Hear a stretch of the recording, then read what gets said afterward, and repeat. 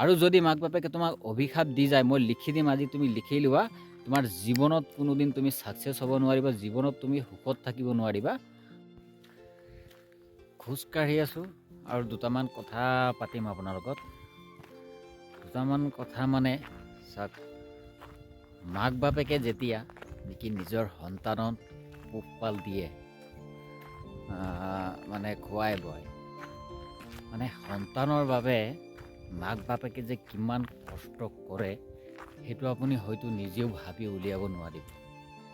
মানে ইমানে জীৱন ত্যাগ দিয়ে, ইমানে কষ্ট কৰে, মানে কি ক'ম, ক'বলৈ ভাষা নাই। হয়তো সেই কথাখিনি এতিয়া আমি ভাবিব পাৰিছোঁ, কাৰণ মাক বাপেকে আমাক কিমান কষ্ট কৰি কিমান মানে লালন পালন কৰিছিলে, নহয় জানো? এতিয়া সেই সময়টো আমাৰ আহি পৰিছে, মানে কষ্টটো কেনেকুৱা ধৰণৰ কষ্ট, সেই কষ্টবিলাক মানে আমি এতিয়া গম পাই আছোঁ, অনুভৱ কৰি আছোঁ মাক বাপেকৰ। আমিতো সহজতেই, হয়তো যিসকলে সহজতে পইচা টকা ইনকাম কৰে ন, তেওঁলোকে কিছুমান আছে, কিছুমানৰ ক্ষেত্ৰত আছে, কিছুমানৰ ক্ষেত্ৰত নাই, তেওঁলোকে সহজতে মাক বাপেকক মানে পাহৰি যায় মানে গুৰুত্ব নিদিয়ে আৰু। মানে যিসকল মানে সহজতে মানে সিহঁতসকলক মাক বাপেকে কোনো ধৰণৰ কষ্ট জীৱনত মানে তেওঁলোকক কৰিব দিয়া নাই, আৰু তেওঁলোকে নাজানেও যে কষ্টৰ মূল্য কি। তেওঁলোকে একদম মানে হাৱাত মানে ডাঙৰ হৈ গৈছে বুলি ক'ব পাৰি। মানে তেওঁলোকৰ মাক বাপেকে এক চিকুট পৰিমাণৰ কষ্ট তেওঁলোকক মানে চাবলৈ দিয়া নাই বা কৰিব দিয়া নাই। সেই তেনেকুৱা ধৰণৰ সন্তানে মাক বাপেকক অতি সোনকালে মানে পাহৰি যায় বুলি ক'ব পাৰি। পাহৰি যায় কাৰণ তেওঁলোকৰ ওপৰত কোনো গুৰুত্ব নাথাকে। কাৰণ তেওঁলোকে এই কথাটো অনুভৱ কৰিব নোৱাৰে যে মোৰ মা দেউতাই মোক কেনেদৰে, কিমান কষ্ট কৰি, কি কৰিলে, জীৱনত কি ত্যাগ কৰি পেলানি আজি মোক লালন পালন কৰি আজি মোক এই পৰ্যায়লৈকে আনিছে। আৰু কাৰণ মোক পঢ়াইছে মেলিছে, সম্পূৰ্ণ খৰচৰ পৰা লৈ এভৰিথিংটো মাক বাপেকে কৰিছে ন। কিন্তু সেই বস্তুটো তেতিয়া সন্তানে মানে পাহৰি যায়, অতি সোনকালেই পাহৰি যায়। কাৰণ পাহৰিব কিয় নাপাহৰিব, তেখেতে মানে কষ্টৰ মূল্যটো বুজি নাপায়। যদি এবাৰ অনুভৱ কৰিলেহেঁতেন যে মোৰ মাক বাপেকে মোক কিমান কষ্ট কৰি পঢ়াইছে, সেই কষ্টটো যদি এবাৰ সন্তানক দিলেহেঁতেন, তেতিয়া নিশ্চয় সন্তানেও মানে এবাৰ হ'লেও মনত পেলালেহেঁতেন।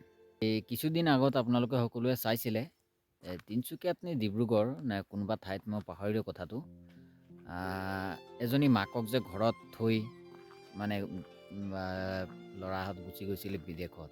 মাকজনী মৃত্যু হোৱা প্ৰায় 15 দিনমান হৈ গৈছিলে, মানে পচি গলিও গৈছিলে ৰুমৰ ভিতৰত থাকি।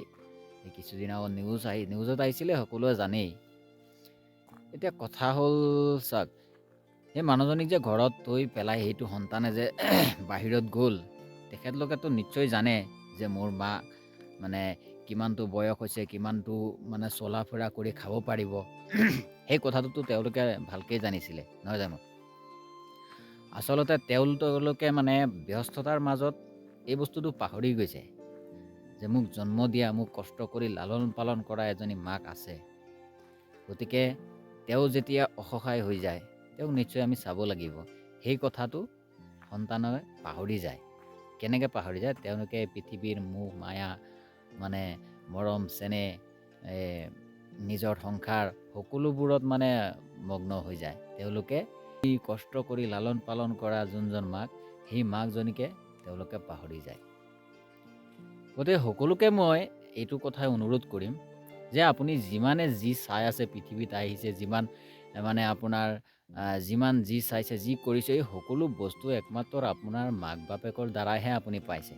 আজি যদি আপুনি বহুত ডাঙৰ মানুহ হৈছে, এজন ডক্তৰ হৈছে, এজন উকিল হৈছে, শিক্ষক হৈছে, আপুনি যিয়ে হৈছে, পৃথিৱীত লাগিলে যিমান ডাঙৰ মানুহে হৈ যাওক, সেই ইমান ডাঙৰ হোৱাৰ সহায় কৰিছে একমাত্ৰ আপোনাৰ মাক বাপেকে।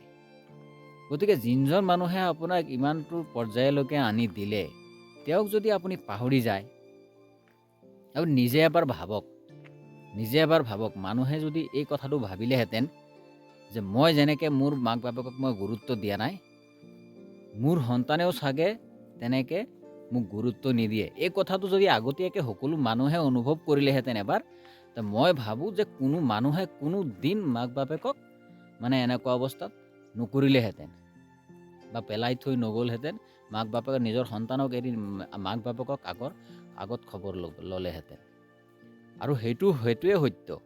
নিজৰ সন্তানটো আছেই, তেওঁলোকৰ গোটেই জীৱনটো আছে। তুমি সন্তানৰ প্ৰতি দায়িত্ব আছে, তোমাৰ আছে, কিন্তু তাতকৈ দুগুণ তুমি মাক বাপেকক সময় দিব লাগিব। কাৰণ তেওঁলোকে তোমাক কষ্ট কৰিছে, তোমাক ইমানটো পৰ্যায়লৈকে আনি দিছে। সেইটো চিৰ সত্য, সেইটো তুমি কৰিবই লাগিব। আৰু যদি কৰিব নোৱাৰা, তুমি এটা ভয়ংকৰ মানে ধৰা অভিশাপত পৰি যাবা, এইটো 100% চিয়'ৰ।